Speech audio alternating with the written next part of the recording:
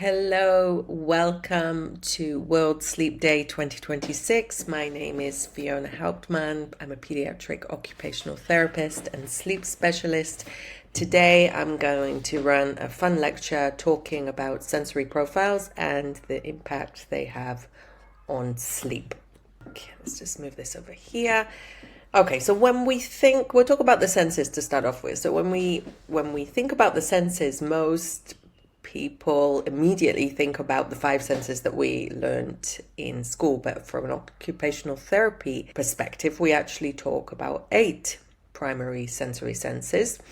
Our most common outward facing ones would be our sense of touch, our sound, hearing, auditory processing, taste, the sight, vision, and also the olfactory system, which is our sense of smell.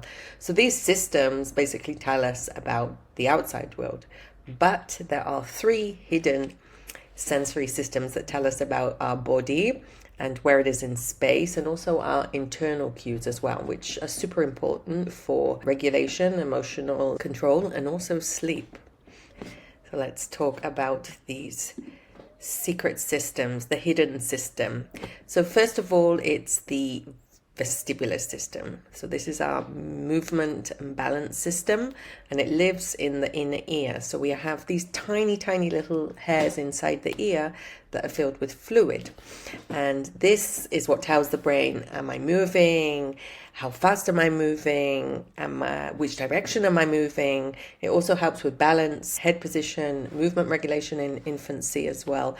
So I guess a fun way to explain it is it's the body's internal roller coaster detector. It tells the brain if we're swinging, if we're rocking, if we're bouncing, if we're walking. And why does this matter for babies? So babies often regulate their nervous systems, especially when they're just born, with vestibular input from the parent who's holding them for rocking. It's very soothing. They have a lot of this input already once they are in utero.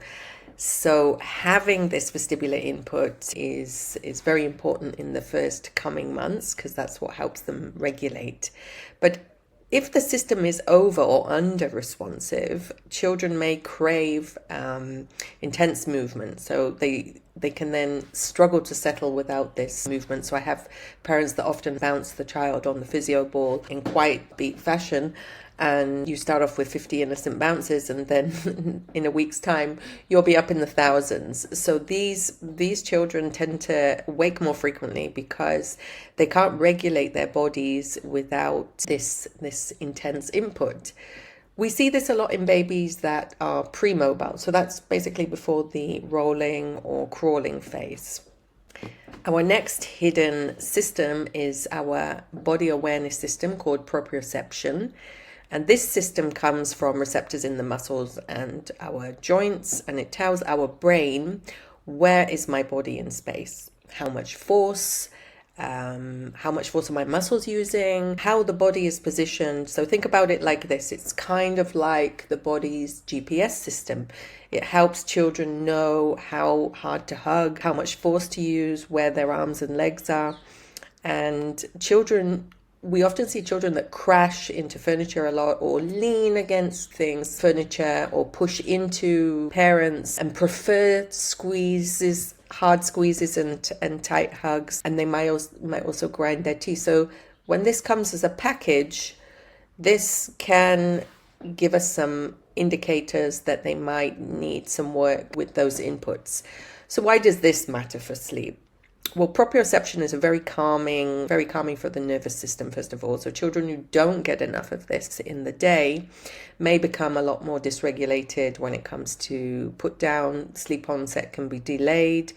We might see this with a lot of kicking. A lot of babies, they will cram themselves up to the crib bars, or they require the parents to put more of a heavy hand on them and some intense touch rather than just stroking them. Older children can squish their head into the headboard. I always hear parents tell me, I moved my baby because he was like stuck so hard to the crib, and then they just roll back over and squish themselves up. That's often indicative that they need that input. So we can do a lot in the day to help with that, with deep pressure, applying deep pressure, working with them on harder surfaces as well. I'll go into that a little bit later. Our next hidden sense is our interoceptive awareness. So this tells us what's happening inside our body, such as our hunger, our thirst, feeling too hot, feeling too cold, if I need to go to the bathroom. It brings awareness also to our heart rate and also to our breathing patterns, and most importantly to our emotional signals as well. So interoception is like the body's, let's say, internal WhatsApp messages. So it can tell the brain, send little messages to the brain like, I'm hungry, I'm tired, or I need the toilet, or my tummy hurts. And this matters for sleep because children with interoceptive deficits or difficulties may miss those early signs of feeling tired, or during dinner time, they might not have those hunger cues to actually eat their dinner. And then what will happen is they'll go to sleep hungry and then will wake up from actual physical discomfort from not having eaten. The same with babies who haven't had their bottle because they miss those hunger cues of bottle. We see that often in babies who pace feeding windows more than is age developmentally appropriate for them. So these children we see also wake a lot at night with physical discomfort as well. So let's move on to our sensory profiles. These profiles come from the work of Winnie Dunn. She's an occupational therapist who developed this sensory processing framework, and it's used widely in pediatrics. The 4 profiles basically describe how children respond to sensory input. Children have different nervous system thresholds and modulation patterns and also regulatory needs. And, some sleep difficulties reflect how a child's nervous system is processing and responding to this sensory input. So when we review the 4 sensory profiles, you might even be able to identify the profile that mostly closely matches yours or your child's or your clients, for sleep consultants out there. And sometimes parents have that moment of, yeah, this really does describe my child. And you know what? This is clinically meaningful because it represents an increased insight into their child's regulatory needs. And it's a foundation for us as practitioners to devise individualized attention and home programming and sleep protocols as well. So we will move on to our sensory seeker. So this is the first profile. What we see in children that are sensory seekers, they need a lot more sensory input than typical children to feel regulated. Their nervous system has, let's say, a higher threshold, meaning that they need a lot of stimulation before the brain can even register. And in babies, you might see this with constant kicking, the need for a lot of bouncing, a lot of difficulty settling without movement, and short naps unless a baby is being held and rocked as well. They can also get fussy when they're not stimulated. So these parents often describe these babies as Velcro babies because they can't be put down. They want to be bounced. They want to be held all the time. In older children and toddlers, they might jump on furniture, a lot of roughhousing, spin, make a lot of loud noises. And a lot of daily life examples that I get from parents, they say he never stops moving, or he needs to be upside down, or spinning around all day, and bedtime is impossible unless we XYZ, which is usually some kind of external assistance. So let's talk about how we can manage bedtime strategies for our sensory seeker, because these children, they often resist bedtime. They'll need movement to fall asleep, and they wake to seek that sensory stimulation that they're missing. So one of the goals is to provide a structured sensory input diet, so to speak, in the day. This is so the nervous system can be more regulated when it comes to bedtime. So examples of daily programming would include trampolining if they're over 3 years old, obstacle courses. I like to do inversion exercises, which I can either have a child on my lap and tip them backwards and then pick them up. Sometimes I do like a human claw machine where I'm holding onto their ankles and they're being lifted up and down, and they have to collect toys off of the floor and put them into baskets. So this is the fastest way to prime the nervous system in a sensory seeker for sleep. So when would you do this? You would do this before dinner, and then moving on to dinner, and then bath, and then bedtime. So this is a great way to downshift, giving that input that they need. But it doesn't end there. You need to follow that elevated input by some downtime. Another thing that's also good is body work, heavy work. Heavy work is basically taking a laundry basket if it's full and pushing and pulling it around the house. If it's not full, you can add books, wheelbarrows, holding them around their shins, animal walks. These are all great before our evening downtime, which follows this nervous system priming. So we have the active followed by the downshifting. The downshifting, it's not about just manipulating the environment. They do need deep pressure as well into their tendons to regulate them. So I like to take a mini rolling pin and roll over the leg muscles, roll over the arm muscles. You can make a little song like I'm making you into dough or into pizza. Weighted blankets if it's applicable, and then making burrito wraps. Again, a lot of deep pressure. This is what brings the body into that state of calm for the sensory seeker. Moving on to our sensory avoider.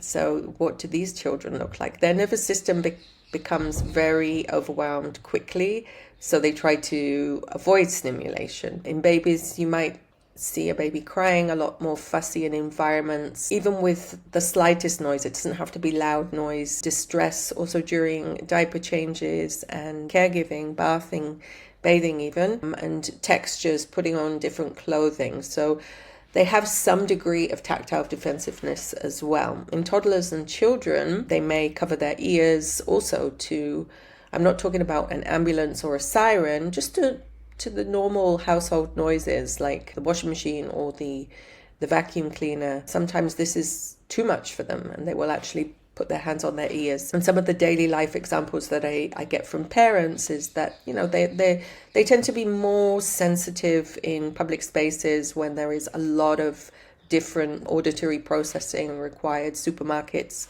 meltdowns in supermarkets. Some parents might tell me that the child is very sensitive to tags and seams in clothing, so they choose carefully. And bath time can also be a battle, not because they don't like the bath itself, it's the transition between going in the bath, the water temperature change, and then coming out and having to get dressed. So there is a connection to autism spectrum disorder with sensory avoidance, but again, it appears in children without a diagnosis as well. So how can we help with bedtime struggles in this group? First of all, because they wake easily to small noises and they struggle with transitions, we want predictability. Predictability is so important in this instance. So making sure that in their sleep space, you have dim lighting, background noise to buffer out all of the household noises, comfortable clothing, pajamas, seamless pajamas. They have great things on the market now for sensory sensitive, tactile defensive children, and calming sensory input before sleep. But even more important is our daytime support, especially for children that are in education frameworks, sometimes for as long as from 8 a.m. until 4 p.m., which is a huge chunk of their day. And maybe they don't get those sensory breaks or have a chance to retreat to a quiet corner to process and reduce the sensory overload. So these profiles for the sensory avoider, they need gradual transitions and often do really well with visual schedules as well. So posting pictures of what you expect from them on the bathroom door or on the fridge, because sometimes when we're verbally affirming things, they don't hear what we're saying because they're so overloaded, and it's easier for them to tune into their visual and be able to see what's in front of them and what's expected of them as far as like objectives. I do like to give a warning, a countdown before doing things. So 5 minutes before the bath, 2 minutes before the bath. That also helps them with these struggles with bedtime transitions. But the most important thing is predictability and the same sequence nightly. That will really, really help reduce anxiety.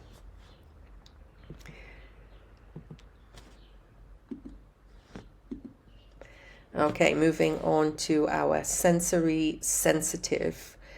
So this child will notice everything. You can see that there's an illustration of an antenna. They do not necessarily, they don't avoid stimulus, but they do act very, very strongly to it. So in babies, it might include startling very, very easily and continue to startle also past the age when the Moro reflex is already integrated. So that's usually around 5 months. And they become extremely upset, but can be settled with parent co-regulation. In toddlers, we might see them complain about noise, also some degree of tactile defensiveness. They may struggle also in crowded environments and have strong emotional reactions to all kinds of sensory input. So these kind of children, they notice everything. So parents will say, I walked into a store and he was able to see everything on the top shelf and told me exactly where they were and what color they were. So they can scan a room and they're very, very observant to their visual stimulus. They also wake from creaks, doors, things that even when in a deep sleep, it can bring them out. So background noise is also very, very useful in this profile as well. And they also get very overwhelmed easily. So this heightened sensory sensitivity is also very common in children, but it also occurs in very highly sensitive children as well. So how can we help them as parents, sleep consultants? First of all, we want to make sure that the environment is attuned to their needs. So blackout curtains are very helpful tools. Background noise, I like to use brown noise or green noise. Very predictable routines and that calming proprioceptive activities before bed. So that deep pressure massage, either with the rolling pin or wrapping them, I call them burrito wraps, wrapping them in a blanket and then squishing down on top of them. The same order, they do really well with ritualized routine. So the same order every night, the same good night script. Because predictability, this does lower the cognitive vigilance, and that's super, super important. We also want to reduce cognitive input. So when you do read a bedtime story, we don't want those with interactive messages. So for example, I wouldn't be taking out a book with these kind of things, with flaps and things that move up and down like this. When we read a bedtime story, we want it to be illustrated with rabbits or animals with their eyes closed, and also the way that we tell a bedtime story, if the context is geared towards sleep, then it changes the way that we read to a child. It's usually very calm in rhyme, and that really does help them downshift as well. So this is not the time for questions and answers and talking about them. This I would do during that active time before you come home, open-ended questions, but definitely try to help them process and offload anything that they're grappling with before you enter that bedroom. Because anything, cognitive activation is going to prolong arousal in this group, and you're going to be hearing, but I need another, I want this, and what about this? And the other thing is the attuned closure. So it is very important to make sure that this boundary is solid. So we want to have eye contact, a consistent goodbye phrase, clear signal, your body is safe, I will check on you, because this profile requires relational reassurance. They need to feel safe to fall asleep, to fall out of that conscious state. So if anything is not predictable or not the way that it usually is, then it can make for a hard bedtime. Okay, our last profile is low registration. So these children can often look like head in the clouds, daydreamers. They have a high sensory threshold but don't actively seek input. So this means they miss a lot of sensory information. And in babies, this is actually quite confusing because we can appear to have a really easy baby, hardly ever cries. Sometimes they miss even their hunger cues, so we think they're on track and they're spacing out really well with their feeds. But essentially, they're not actually in tune with their interoceptive awareness cues. We might see them as a little bit lazy on the playmat, not really moving, low activity levels. In toddlers and children, they might be slower to respond, seem somewhat disengaged, and appear like sleepy or low energy. When parents come to me, when we've done a profile, one of the questions that they fill in, they say, he seems like he's in his own little world, or he's calm but very hard to engage with. So there is a connection to autism spectrum disorder with low registration patterns, particularly in children who are very, very passive or withdrawn. So my number one tip for bedtime strategies for low registration children is definitely to have the lights out in stages, starting from the downtime in the living room and then moving on to dinner. So one of the things that they have a hard time with is the sequencing and order of events. So when we have environmental cues, so highlight, then changing up the ambience of the living room and lowering the light a little bit. After dinner, moving into the bathroom with a lower light and then a night light and then lights off. So that helps them with those cues that are often missed, and explicit body awareness as well. So we can, when they're in bed, we can do like a body scan with pressure, not with a rolling pin in bed, but we can use our hand and kind of squish all over their body slowly, because this supports our interoceptive awareness and helps with that fatigue recognition, which sometimes they miss as well. Step-by-step prompting as well. Now, low registration often have a hard time following multi-step objectives. So let's say I'm asking my child, okay, can you put your pajamas on, brush your teeth, brush your hair, and then come into bed and I'll read you a book. Then they'll put their pajamas on and not brush their teeth, not brush their hair, and get into bed or bring their toothbrush to the bed and get into bed with the toothbrush. So often they're going to need a little bit of physical guidance as well, and that's okay. So clear physical transitions between spaces are a great way to help them out, because verbal reminders alone may not register for this group. Another thing that I recommend is to do an earlier wind down, because you won't always see those tired signs. So if you're looking for that yawn in a low registration profile, sometimes it's not going to happen, and then you'll get to the point where they're so overtired that they start to have a very hard time and get dysregulated, because overtiredness appears sudden and it's definitely missed in this group. Okay, so we've talked about these profiles, and children, they fairly rarely fit into only one profile. Some of them have a dominant pattern. You might be thinking about yourself, I'm a bit of a seeker, but I'm also a bit of a avoider.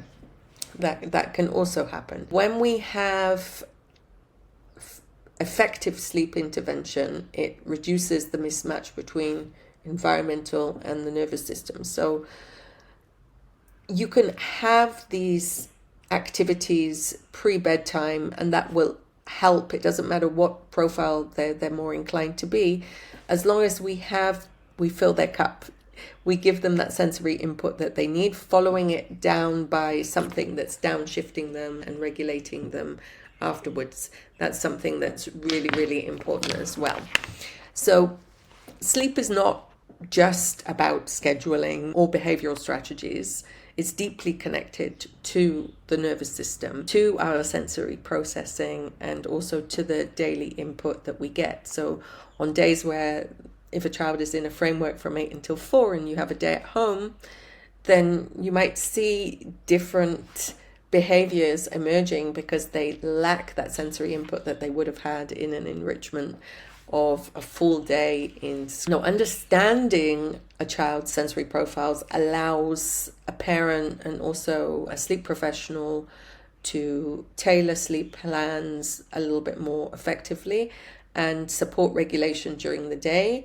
And that also includes meal planning, when to eat, what to eat, and how to make sure that they are eating well, and reduce bedtime battles and improve, obviously, the sleep outcomes. So when we address the sensory needs first, sleep will become much easier. Thank you for joining me. I will be here for questions afterwards, and it's been a pleasure. Bye-bye.